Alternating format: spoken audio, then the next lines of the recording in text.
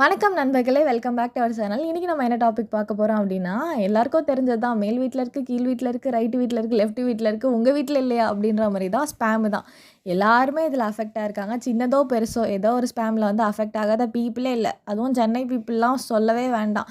GPay பண்ணா ஸ்பேம்ன்றாங்க. ஒரு கடைக்கு போய் எதாவது வாங்குனா ஸ்பேம்ன்றாங்க. சின்ன சின்ன விஷயத்துலேருந்து பெரிய பெரிய விஷயத்து வரைக்கும் நெறைய ஸ்பேம். ரூ. 1 அதாவது கோடி ரூபாய் ஏமாந்தா தான் அது ஸ்பேம்ன்னு கிடையாது. ரூ. 1 ஏமாந்தாலும் அது ஸ்பேம் தான். சரி. இப்போ எதுக்கு நம்ம இந்த டாபிக் பேச போறோம் அப்டின்னா, நான் வந்து இந்த ஸ்பேம் நெறைய பேர் சொல்லி கேள்விப்பட்டிருக்கேன். ஆதார் மிஸ்யூஸ் பண்ணிருக்காங்க, பான் மிஸ்யூஸ் பண்ணியிருக்காங்கன்னு சொல்லிட்டு. பட் அத வந்து என்னோட ஓன் கசின் பிரதர் வந்து அவருக்கு நடந்த ஒரு எக்ஸ்பீரியன்ஸ் வந்து எனக்கு ஷேர் பண்ணியிருக்காரு. நம்ம அத தான் இப்ப பார்க்க போறோம். நீங்க பார்த்துட்டு வாங்க. ஒரு ஐடி கம்பெனியில் வேலை பார்த்துட்ருக்கேன். ஒரு அவேர்னஸ்க்காக இந்த வீடியோ ஜஸ்ட்டு போஸ்ட் பண்ணலான்ட்டு தான். இப்போ ரீசெண்டாக பார்த்தீங்கன்னா ஒரு எக்ஸாக்டாக ஒரு 5 டேஸ் முன்னாடி எனக்கு ஒரு கால் வந்திருந்தது ஒரு அன்னோன் நம்பர்லேருந்து. ஸோ ஏதோ ஒரு நம்பர் சரி பேசலாமேன்னு சொல்லி அட்டன் பண்ணேன். அட்டன் பண்ண உடனே எனக்கு அந்த காலில் பார்த்தீங்கன்னா ஃபஸ்ட்டு ஒரு ஃபெடெக்ஸ் இன்டர்நேஷ்னல் கொரியர் அவங்ககிட்டருந்து வந்திருந்தது. ஃபஸ்ட்டு எடுத்தோடனே ஒரு கம்ப்யூட்டர் வாய்ஸ் மாதிரி தான். ஸோ இந்த மாதிரி உங்களோட ரீசெண்டான ஒரு கொரியர் வந்து ரிஜெக்ட் ஆயிடுச்சு அப்படின்ற மாதிரி சொல்லியிருந்தாங்க. நான் எந்த கொரியர் பண்ணலையே, எப்படி ரிஜெக்ட் ஆயிடுச்சுன்னு சொல்லி யோசிச்சுட்டு இருக்கும்போது அவங்களே வந்து press 0 it will goes to customer service அப்படின்னு சொன்னாங்க. ப்ரெஸ் பண்ணேன். கஸ்டமர் கேர்லேருந்து ஒருத்தவங்க பேசினாங்க. இந்த மாதிரி சார் உங்கள் ஆதார் அண்ட் உங்கள் பேன் நம்பர் என் நம்பர்லாம் சொல்லிட்டு ஸோ இந்த நம்பர்லேருந்து கொரியர் போயிருக்கு, மும்பை டு ஈரான் வந்து போயிருக்குன்ற மாதிரி சொல்லியிருந்தாங்க. எனக்கு இப்போ சுத்தமாக எனக்கு ஐடியாவே இல்லை. இந்த மாதிரி எந்த கொரியர் நான் பண்ணல. ஸோ அதனால் வந்து அதை பற்றி நான் டீட்டெயிலாக கேட்டேன். டீட்டெயிலாக கேட்கும்போது அவங்க என்ன சொன்னாங்கன்னா, அந்த கொரியரில் வந்து எக்ஸாக்டாக 93,160 ருபீஸ் அந்த கொரியரோட amount. ICICI card ending number சொல்லிட்டு ஒரு 4 நம்பர் சொன்னாங்க. அந்த கொரியரில் பார்த்தீங்கன்னா 2 expired passport, then 4.5 kg some medicine and 4 kg MDMA. MDMAன்றது ஒரு இல்லீகலான கண்டென்ட் அது. ஸோ அதெல்லாம் வந்து கொரியர் பண்ணியிருக்கோன்னு சொல்லும்போது, சார் இது எனக்கு ஐடியா இல்லை, நான் சென்னையில் இருக்கேன், நான் பிறந்ததுலேருந்து இப்போ வரைக்கும் சென்னையில் தான் இருக்கேன், நான் வேறு எந்த ஸ்டேட்டும் பெருசாக விசிட் பண்ணதில்லை, தென் ஒரு ஐடி கம்பெனியில் ஒரு 10 இயர்ஸாக ஒர்க் பண்ணிட்டு இருக்கேன்ற மாதிரி சொன்னேன்.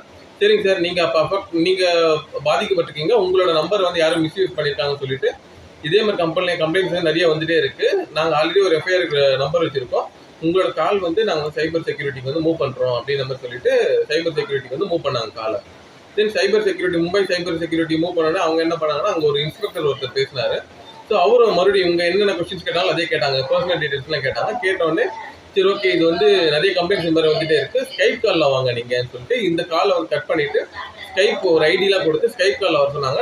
ஸ்கைப்பில் இன்ஸ்டால் பண்ணி அவங்களோட கால் பண்ணோடனே என்னை வந்து வீடியோ காலில் வர சொன்னாங்க. ஸோ வீடியோ காலில் வந்ததுக்கப்புறம் என்னை பற்றி டீட்டெயில்ஸ்லாம் கேட்டாங்க. அகைன் பர்சனல் டீட்டெயில்ஸ்லாம் ஷேர் பண்ணதுக்கப்புறம் இந்த மாதிரி வந்து ஒரு டெரரிஸ்ட் ஒருத்தர் மும்பையில் ஒரு பெரிய டெரரிஸ்ட் அவர் ஃபோட்டோலாம் ஷேர் பண்ணி ஸோ இவங்களோட உங்களுக்கு வந்து தொடர்பு இருக்கான்னு கேட்டாங்க. எனக்கு அவரை பற்றி தெரியாது, ஐடியாவே இல்லைன்ற மாதிரி சொன்னால் தென் அவங்க வந்து இல்லை இவர் தான் வந்து உங்களோட ஆதார் அண்ட் பேனை வந்து மிஸ்யூஸ் பண்ணி இந்த குறிப்பிட்ட அக்கௌண்ட்லேருந்து சென்ட் பண்ணியிருக்காரு, உங்கள் அக்கௌண்ட்டில் யூஸ் பண்ணி சென்ட் பண்ணியிருக்காரு அப்படின்னாங்க.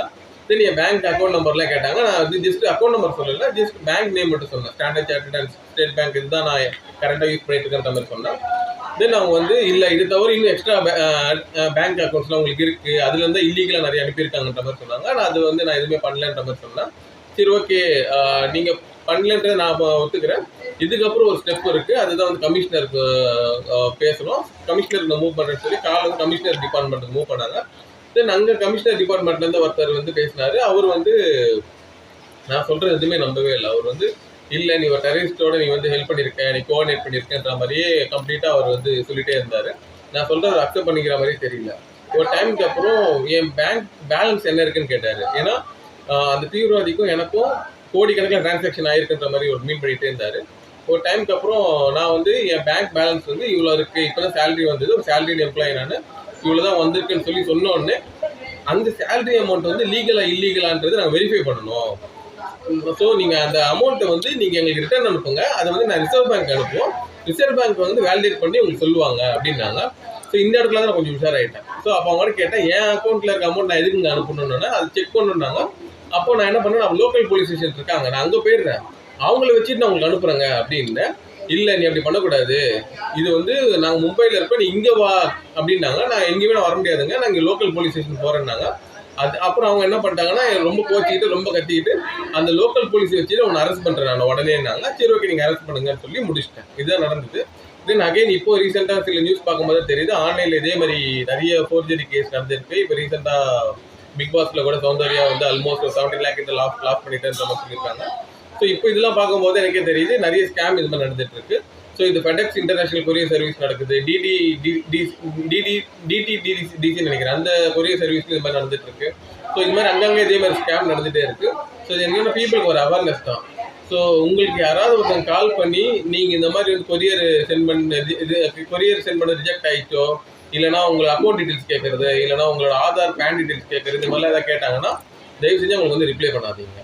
ஓகேங்களா? அதெல்லாம் வந்து இந்த மாதிரி காலை வந்து இக்னோர். முடிஞ்ச வரைக்கும் இந்த வீடியோவை நிறைய உங்கள் ஃபேமிலி குரூப்ஸில் வந்து ஷேர் பண்ணுங்கள். இதை வந்து ஒரு அவேர்னஸாக நம்ம கொண்டு வரணும்.